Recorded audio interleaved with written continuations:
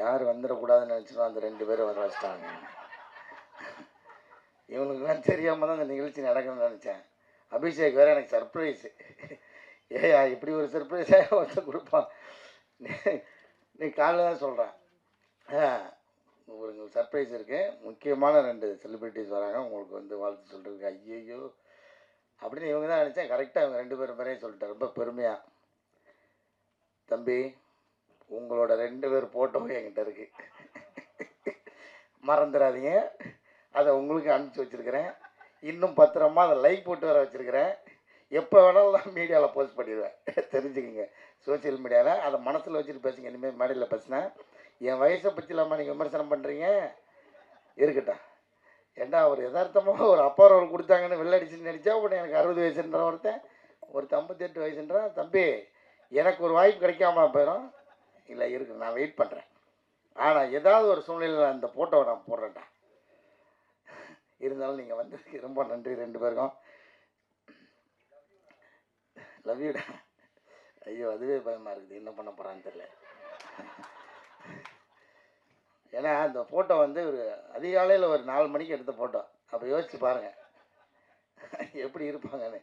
அதில் நானும் உள்ளே இருக்கேன். அதனால தான் அந்த போட முடியல, இல்லை எப்பயோ போட்டு மாட்டி விட்டுருப்பேன். ரொம்ப ஒரு உற்சாகமான ஃபோட்டோ அது. முதல்ல எஸ்ஆர் பிரபு சார் ரொம்ப நன்றி. ஏன்னா ஒரு படம் வந்து இது எப்படிப்பட்ட படம்ன்றதை நீங்கள் வாங்கினோடனே எல்லாருக்கும் அது தெரிஞ்சிச்சுன்னு நினைக்கிறேன். ஸோ எல்லாருக்கும் ஒரு நம்பிக்கை முதல்ல வந்திருக்கும். அதுக்காக முதல்ல உங்களுக்கு நன்றி சார். ஏன்னா நீங்கள் நல்ல படங்களுக்கு சப்போர்ட் பண்ணுவீங்க. அந்த வகையில் இந்த படத்துக்கு சப்போர்ட் பண்ணது ரொம்ப நன்றி. அடுத்தபடி சத்யராஜ் சார், அவர் இங்கே இன்றைக்கி வரல, அவருக்கு ரொம்ப ரொம்ப நன்றி. ஏன்னா படம் நாங்கள் ஒரு முடிகிற ஸ்டேஜில் தான் வந்து டைரக்டர் வந்து அப்ரோச் பண்ணார். எந்த தயக்கமும் இல்லாமல் படத்தில் கொஞ்சம் எடுத்த வரைக்கும் போட்டு காமிச்சு அவர் பார்த்துட்டு அவர் பிடிச்சி நடித்தது ரொம்ப ரொம்ப சந்தோஷம். ரொம்ப நன்றி சார் இந்த மேடையில் உங்களுக்கு. அப்புறம் வடிவேல் சாருக்கு ரொம்ப நன்றி. ஏன்னா எனக்கு தெரிஞ்சு அவர் நடிக்காமல் முதல் முறையாக பாடுறாருன்னு நினைக்கிறேன். ஸோ அது வந்து எங்களுக்கு கிடைச்ச ஒரு பெரிய வாய்ப்பாக நினைக்கிறோம் நாங்கள். இந்த நேரத்தில் உங்களுக்கு நன்றி சொல்லிக்கிறேன் சார். அப்புறம் வந்து நிறைய பேர் விட்டுட்டேன்னா எல்லோரும் சொல்கிற மாதிரியே மன்னிச்சிருங்க. அபிஷேக் ராஜா எனக்கு இந்த படத்துக்கு வந்து கனெக்ட் பண்ணி விட்டு தான் வந்தான். ஒரு நாள் ஃபோன் பண்ணி, ஐயா ஒரு கதை ஒன்று கேட்கணும், எப்போன்னு சொல்லுங்கள், நான் அந்த டைரக்டர் சொல்கிறேன் அப்படின்னு சொன்னார். அப்புறம் அந்த கதையை போய் கேட்டேன். அந்த கதை மீட்டிங் பாயிண்ட்டு, அந்த இடமே வந்து எனக்கு ரொம்ப பிடிச்சிருந்தது. ஏன்னா டைரக்டரோட வீட்டுக்கு கூப்பிட்டுருந்தார். ஸோ ஒரு தயக்கம் இல்லாமல் வீட்டுக்கு கூப்பிட்டு, ஒரு தொழில் சார்ந்து நான் பெரும்பாலும் நான் வீட்டில் யாரையும் கூப்பிட்டு சந்திச்சதில்லை. நான் வெளியில் எங்கேயாவது ஒரு புது இடத்துல என்னோடய அலுவலகத்தில் அப்படி தான் சந்திப்பேன். ஸோ வீட்டுக்கு கூப்பிடும்போது எனக்கு ஒரு நெருக்கம் இருந்துச்சு அதில். அப்போது ஃபஸ்ட்டு நான் போனது வந்து கொஞ்சம் தயங்கிட்டு தான் போனேன். ஏன்னா இந்த மெயின் லீடு அப்படின்லாம் சொல்லிட்டா நம்மளை இந்த குணச்சித்திர கதாபாத்திரத்துக்கு கூப்பிடாமல் போயிடுவாங்கன்னு ஒரு பயம். அதுக்காக இதை பண்ணலாமா வேணாமான்ற ஒரு தயக்கம் தான். பட் இந்த படம் அப்படி மெயின் லீடு அப்படின்னு இருக்காது. எனக்கு தெரிஞ்சு இது எல்லா கேரக்டர்ஸும் ஒரு பில்லராக இருக்கும். இந்த கதை அப்படி இருக்கும். அப்புறம் இந்த கதையை அவர் சொன்னார். அதுக்கப்புறம் எனக்கு அந்த பயம் தெளிஞ்சிருச்சு. ஏன்னா அந்த ஒரு வழக்கமான அந்த சினிமாட்டிக் அந்த எக்ஸ்பீரியன்ஸில் இல்லாமல் இது வேறு ஒரு டைமென்ஷன் அந்த கதை சொன்னார். அது எனக்கு வந்து ரொம்ப பிடிச்சிருந்துச்சு. ஏன்னா அவர் ஒரே அந்த கதை சொல்ல ஆரம்பிக்கிறதுக்கு முன்னாடி ஏன் இந்த கதையை நான் எழுதினேன்னு சொல்கிறேன் அப்படின்னு சொன்னார். ஏன்னா ஒரு அப்பா அந்த குடும்பத்துக்காக உழைச்சிட்டே இருக்கார். இது வரைக்கும் ரெகுலரான கதை தான். அவர் என்ன உணர்வை சொல்ல வந்தான்றது எனக்கு பயங்கரமாக நச்சுன்னு அப்படி அடிச்சிருச்சு. ஏன்னா ஒரு டீனேஜ் வரைக்கும் பசங்க வந்து ரொம்ப அந்த ஸ்பரிசத்தோடையே இருப்போம். அப்பா மேலே உருண்டு பிறண்டு விளையாடிட்டு அந்த மாதிரியான அந்த ஸ்பரிசத்தோடையே வளர்ந்துக்கிட்டே இருப்பாங்க. ஒரு டீனேஜுக்கு அப்புறம் அது பையனோ பொண்ணோ கொஞ்சம் கொஞ்சமாக அந்த அப்பாவோட உடம்புலேருந்து கொஞ்சம் கொஞ்சமாக விலக ஆரம்பிப்பாங்க. அப்போ அந்த அப்பா ஸ்பரிசத்தை மிஸ் பண்ணுவார். ஏன்னா பசங்களுக்கு தெரியாது. பசங்களுக்கு அவன் அப்பா ஆகும்போது அது புரிய நினைக்கிறேன். அப்போது அந்த இடம் எனக்கு ரொம்ப பிடிச்சிருந்தது. ஆமாம், இது வந்து அப்பா சொல்லவும் முடியாது. எங்கன்னா இது வந்து ஆனால் நான் எப்போயுமே பெரும்பாலும் நேரம் எடுத்துக்க மாட்டேன். இன்றைக்கி ஒரு நாள் என்னை அனுமதிச்சிருக்கேன். கடைசியாக வர கூப்பிட்டாங்க. எப்போனா ஒரு எப்படி சொல்கிறது, ஒரு எலிட் பீப்புள்ஸ் அந்த மாதிரி இருக்கிற மக்களுக்கு வந்து அது ரொம்ப சாதாரணமாக அவங்களுக்கு அந்த ஸ்பரிசம் எப்போயுமே இருக்கு. ஏன்னா அவங்களுக்கு அது ஒரு வேறுபாடாகவே இருக்காது. அப்புறம் இந்த மிடில் கிளாஸில் இருக்கிறவங்களுக்கு வந்து நிச்சயமாக அந்த அந்த டீனேஜ் தாண்ட அவங்க அந்த ஸ்பரிசத்துலேருந்து விலகுவாங்கன்றது நான் அனுபவிச்சிருக்கேன். எங்கள் அப்பா அதுக்கு ஏங்கினதை நான் பார்த்துருக்கேன். ஒரு பாயிண்டில் எங்கள் அப்பா வந்து ஃபேக்காக என் கூட ஃப்ரெண்ட் ஆகிட்டார். ஏன்னா அவருக்கு தெரியும் எல்லாத்தையும் அந்த அந்த வயசு அனுபவத்தை எல்லாத்தையும் இறக்கிட்டு இந்த ஸ்பரிசத்துக்காக என்கிட்ட ஃப்ரெண்ட் ஆகிறார். ஸோ அது இந்த கதையை கேட்டு முடிச்சோன்னே எனக்கு அது புரிஞ்சுது. ஏன்னா நான் அவருக்கு என்ன கிட்டத்தட்ட அப்பா ஆகிட்டேன். அதனால எனக்கு அது புரிஞ்சுது. ஐயோ, பிரபஞ்ச பூங்குன்றலாம் வந்து அப்படி விலகி இருக்கும்போது நமக்கு எப்படி இருக்கும் அப்படின்றது எனக்கு அது ரொம்ப இதாகிடுச்சு. அப்புறம் அந்த கதை சொல்லி முடிச்சோன்னே ஓகே, இதை நிச்சயமாக பண்ணிடணும், விட்டுறக்கூடாது அப்படின்னு நினச்சேன். கார்த்திகேயன் மணி சார் ரொம்ப நன்றி சார், இயக்குனர், படத்தோட இயக்குனர். அப்புறம் வந்து இந்த படத்தை பற்றி நான் நிறையா பேச விரும்பல. எனக்கு நான் அந்த படத்தை திரும்ப எவ்வளோ உள்ள ஊடுருவி பார்க்கும்போது எனக்கு ஒன்று மட்டும்தான், அந்த ஒரு வாசனை மட்டும் அடிச்சுட்டே இருக்குது. அது வேற ஒன்றும் இல்லை, எங்கள் அப்பாவோட சட்டையோட வாசனை அடிச்சுட்டே இருக்குது. அது நீங்கள் இந்த படம் பார்க்கும்போது சினிமா தேட்டரில் நீங்கள் அதை மட்டும்தான் எடுக்க முடியாதுன்னு நினைக்கிறேன். உணர்வுகள் எல்லாமே உங்களுக்கு வந்துடும், காட்சி, இசை எல்லாமே கிடைக்கும்.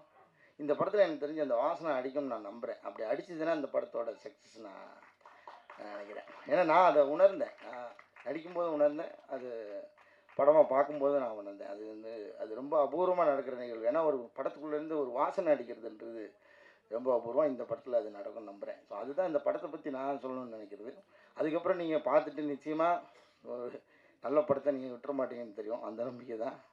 வழக்கமாக எல்லோரும் கேட்குற மாதிரியான கோரிக்கையெல்லாம் வைக்க விரும்பல. நீங்கள் படம் பாருங்கள். நிச்சயமாக படத்துக்கு அப்புறம், படம் ரிலீஸ் ஆனதுக்கப்புறம் நிறைய பேச வேண்டியிருக்குன்னு நினைக்கிறேன்.